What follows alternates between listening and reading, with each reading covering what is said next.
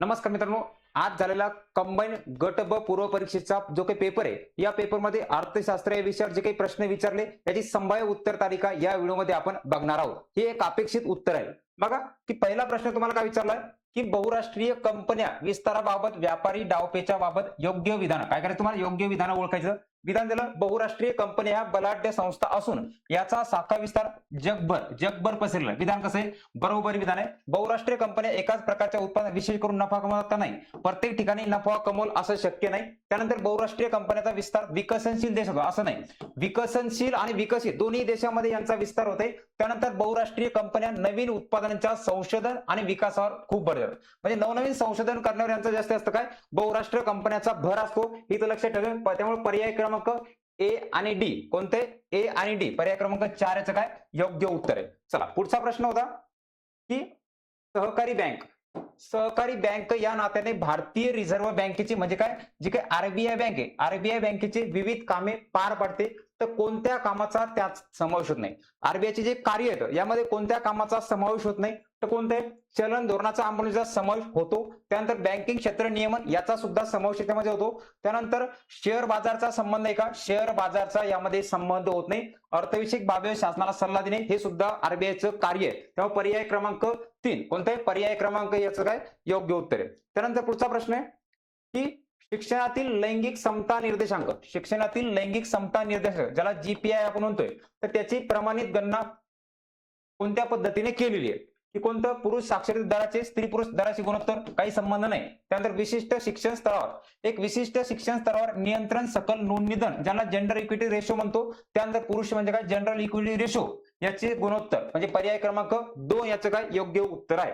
त्यानंतर पुढचा प्रश्न आहे की प्राथमिक तूट म्हणजे काय? प्राथमिक तूट कशाला म्हटलं? सरळ सरळ सार्वजनिक वित्तावर असणारा प्रश्न आहे. आपल्याला माहिती आहे की प्राथमिक तूट म्हणजे काय? वित्तीय तूट आणि काय व्याज परतफेड याच्यापासून काय याला प्राथमिक तूट असं म्हटलं जातं. पुढचा प्रश्न की लेखाशास्त्र जे काही लेखा प्रणाली ऑडिटची असणारी जे काही लेखाशास्त्रात लेखा या शब्दाचा नेमका अर्थ काय? लेखा कशाला म्हटलं जातं? लेखाशास्त्रामध्ये लेखा कशाला म्हटलं जातं? तर लेखा म्हणजे काय? ज्यामध्ये व्यवहारांची ओळख केली असते, त्यांची नोंदणी केली असते, वर्गीकरण आणि यांची संक्षिप्त माहिती जे तर याला काय म्हटलं जाते? याला लेखा असं म्हटलं जातं. बघा पुढचा प्रश्न आहे अर्थसंकल्पावर आधारित कधीचा 23-24च्या अर्थसंकल्पावर की 23-24च्या अर्थसंकल्पात मांडलेल्या 7 प्राधान्य क्षेत्र जे काही 7 प्राधान्य क्षेत्र दिले होते, तर या 7 प्राधान्य क्षेत्रात सप्तर्षी यापैकी कोणतं क्षेत्राचा सप्तर्षीमध्ये समावेश होत नाही? जसे 7 ऋषी तसं कोणतं क्षेत्र आहे त्याचा समावेश होत नाही. तर आपण बघतोय काय काय समावेश होतो? सर्व समावेश विकास झाला पाहिजे याचा समावेश होतो, हरित वृद्धी याचा सुद्धा विकास होतो, युवा शक्तीचा सुद्धा विकास होतो. परंतु कोणतं क्षेत्र दिलं नाही तर ते कोणते? व्यापार विकास. त्यामुळे पर्याय क्रमांक 4 याचं काय योग्य उत्तर आहे. बघा पुढचा प्रश्न आहे भारतीय अर्थव्यवस्थेत 2004-5 मध्ये भारतीय अर्थव्यवस्थेत 2004-5 नंतर दिसून येणारा मोठा बदल म्हणजे भारतीय शेतीतील कमी होत जाणारी शेतमजुराची संख्या याला कोणत्या प्रकारचा बदल असा म्हटला जातो? की आपण 4-5 नंतर बघतो की सेवा क्षेत्राचा वाटा वाढत गेलेला आहे, कृषी क्षेत्राचा वाटा घटत गेलेला आहे. हे आपल्या सर्वांना ज्ञात असणारा घटक आहे. म्हणजे काय झाले तर जे काही संरचनात्मक बदल घडले या ठिकाणी काय झालेले जे काही संरचना स्ट्रक्चरल चेंजेस या ठिकाणी झाले. त्यामुळे पर्याय क्रमांक 3 याचं योग्य उत्तर आहे.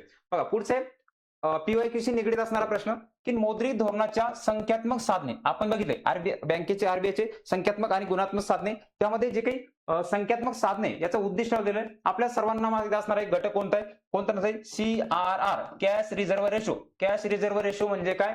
की ज्याला आरबीआय कडे अशी एक रक्कम आहे, आरबीआय कडे ठराविक किमान रक्कम राखीत ठेवणे.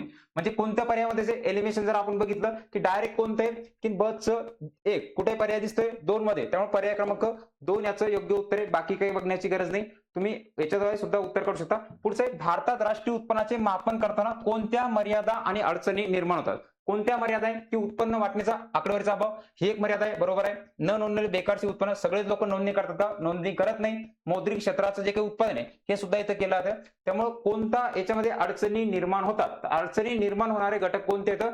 तर अडचणी निर्माण होणारे घटक म्हणजे अ ब ड. कोणते? अ ब ड. बघा कोणता घटक येतो? बघा अ ब ड. मौद्रिक उत्पन्नाचा याचा संबंध नाही. लहान उत्पन्न उपलब्ध नसणे म्हणजे पर्याय क्रमांक 3 याचं योग्य उत्तर आहे. बघा पुढचा प्रश्न आहे की राष्ट्रीय उत्पन्नावर आधारित की राष्ट्रीय उत्पन्न विधाने लक्षात घ्या. की पहिलं विधान आहे राष्ट्रीय उत्पन्न ही साठा संकल्पना आहे. साठा संकल्पना आहे कशी? प्रवाही संकल्पना आहे. कोणती? प्रवाही संकल्पना आहे. डायरेक्ट स्टेटमेंट आहे, चुकीचं स्टेटमेंट आहे. त्यानंतर स्थूल राष्ट्रीय उत्पन्नातून घसारावरचं खजाना मिळता निव्वळ राष्ट्रीय उत्पन्न मिळते, हे आपल्याला कन्सेप्ट माहिती आहे. त्यामुळे ते सुद्धा विधान कसं आहे? बरोबर आहे. आणि राष्ट्रीय उत्पन्नाचे मोजमाप करताना वस्तू आणि सेवांचं दुहेरी मोजमाप या ठिकाणी टाळलं जातं. विधान कोणते विचारलं तुम्हाला? बरोबर विधान. मग बरोबर विधान कोणतं आहे? पहिलं विधान हे चुकीचं विधान आहे. पहिलं विधान चुकीचं आहे. बाकी दोन विधान कसे आहेत? बरोबर विधान. ब आणि क. ब आणि पर्याय क्रमांक 3. बघा पुढचे कोळशा संदर्भामध्ये 23-24च्या या कालावधीत औद्योगिक उत्पन्नाच्या निदर्शनात औद्योगिक उत्पन्न 5.8% वाढलेला आहे. कोळसा उत्पन्नाच्या विस्तारामध्ये 2023-24 मध्ये खाण क्षेत्राच्या निर्देशांक 13% वाढ नोंदवली. किती टक्के? 13% वाढ नोंदवली. कोणतं विधान बरोबर आहे? कोणतं विधान बरोबर आहे? फक्त किती टक्के विधान येते की तुम्हाला पर्याय क्रमांक 1 हे याचं काय योग्य उत्तर आहे.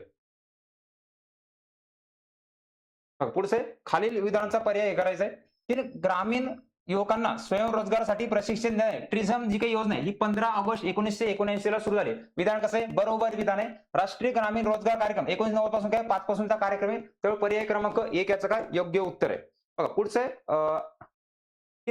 डॉक्टर एस महेंद्रदेव आणि सीरव दारिद्र्य रेषेखालील लोकसंख्येची गणना खर्चाच्या आधारे केली. कोणकोणते खर्च यांनी गृहीत धरलेले? तर कोणकोणते खर्च गृहीत येतं की ज्यामध्ये त्यांनी बघितलं तर मुख्य म्हणजे जे काही आरोग्य आहे, आरोग्य आणि शिक्षण हे दोन इथं काय केलं तर पर्याय क्रमांक 3 याचं काय योग्य उत्तर आहे. काय? पर्याय क्रमांक 3 याचं योग्य उत्तर आहे. चला बघा पुढचा प्रश्न की लोकसंख्येचा लाभांश या संकल्पनेचा लाभांश काय? लोकसंख्येचा लाभांश म्हणजे काय? काम करणाऱ्या वयातील वाढलेली लोकसंख्या याला म्हटलं जाते. पुढचे अर्थसंकल्पीय विकासोत्तर खर्चामध्ये खालीलपैकी कशाचा समावेश होतो? विकासोत्तर मध्ये कशाचा समावेश होतो? तर पेन्शनचा समावेश असतो, व्याजाचा परतफेडचा समावेश याच्यामध्ये केला जातो, प्रशासकीय सेवेचा सुद्धा समावेश केला जातो, शिक्षणाचा याच्यामध्ये समावेश केला जात नाही. त्यामुळे पर्याय क्रमांक 2 याचं काय योग्य उत्तर आहे? पर्याय क्रमांक 2 याचं योग्य उत्तर आहे. शिक्षणाचा याच्यामध्ये समावेश होत नाही. चला बघा मित्रांनो, अशा प्रकारे आज झालेला जे काही अर्थशास्त्र विषय या विषयाची संभाव्य उत्तर तालिका असणार आहे. याच्यामध्ये एका दोन प्रश्नामध्ये मागे पुढे होऊ शकते.